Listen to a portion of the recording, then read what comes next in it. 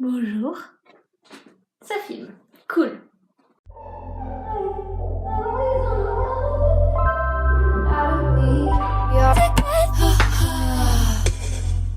Aujourd'hui, je vous reviens pour faire mon petit bilan de lecture du mois de septembre.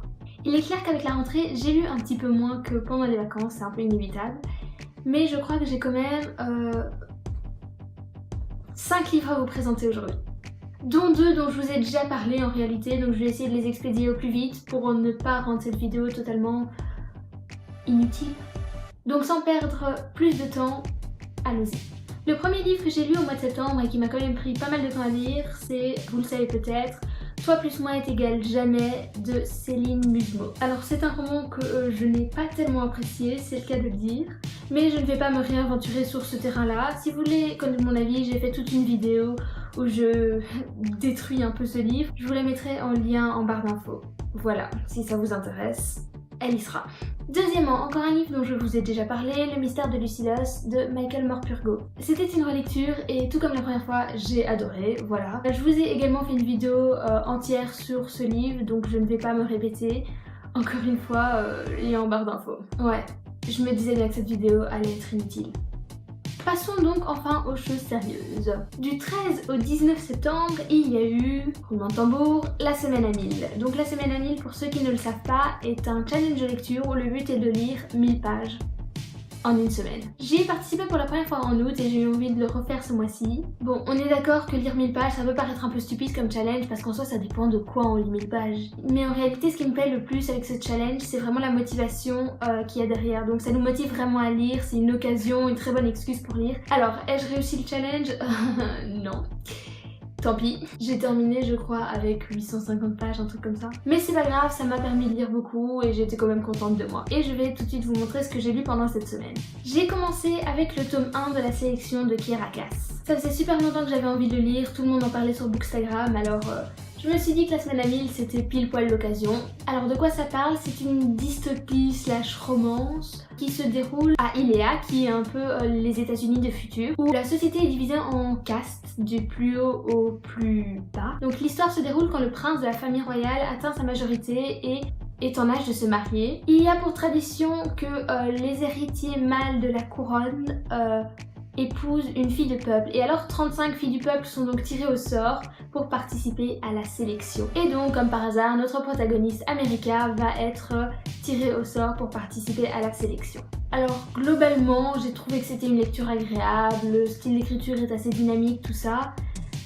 Mais bon, question originalité, c'était pas fameux, donc j'ai bien aimé ma lecture, mais j'ai pas été franchement impressionnée. Donc comme je l'ai dit sur le blog dans ma chronique, c'est un livre que je recommande aux personnes qui aiment bien les histoires d'amour un peu légères. Mais si vous êtes quelqu'un qui recherche un roman original avec un message profond et un message qui a un minimum de sens, je ne vous le conseille pas particulièrement. Et donc comme je vous l'ai dit, si vous voulez un avis plus en détail, je vous mettrai encore une fois en barre d'infos le lien vers ma chronique sur le blog. En terminant celui-là, j'ai directement enchaîné avec le tome 2 qui s'appelle L'Élite. Et comment dire, cette lecture n'était pas franchement terrible. Je crois que les personnes qui ont adoré le tome 1 ont certainement adoré le tome 2. Mais personnellement, n'ayant pas été tellement emballée par le tome 1, ce tome 2 ça l'a pas fait pour moi. Je trouvais que l'histoire tournait en rond, il se passait pas grand chose. La personnage principale m'a un peu pompée, mais voilà. Enfin bref, je vais pas vous en dire tellement trop pour pas vous spoiler. J'écrirai peut-être une chronique sur le blog, enfin je l'ai pas encore fait mais je pense que je vais le faire.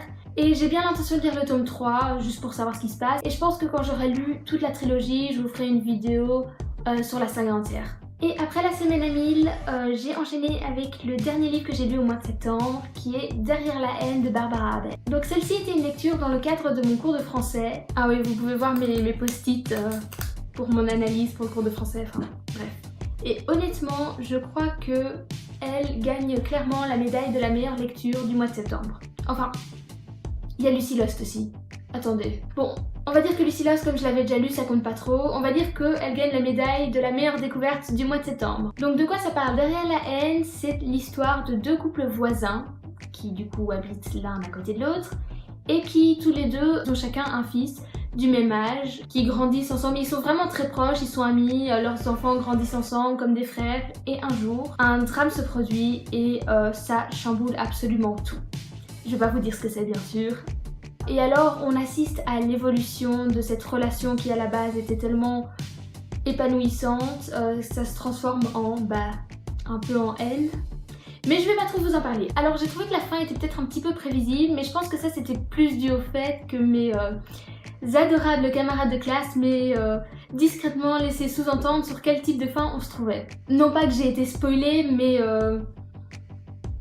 je connaissais plus ou moins l'atmosphère finale de ce roman, donc je pense que c'est pour ça que mon esprit a un peu exclu toutes les autres possibilités, comme je savais plus ou moins comment ça allait se terminer, et du coup j'ai trouvé ça un peu prévisible. Mais franchement, et là c'est où je félicite le travail de l'auteur, j'ai pas du tout trouvé ça dérangeant. Ça m'a pas empêché de profiter de chaque aspect de ce roman. C'est pas exactement ce que je lis habituellement, mais ça m'a beaucoup plu, donc voilà. Après j'ai vu qu'il y avait une suite, et je suis un peu dans un dilemme là.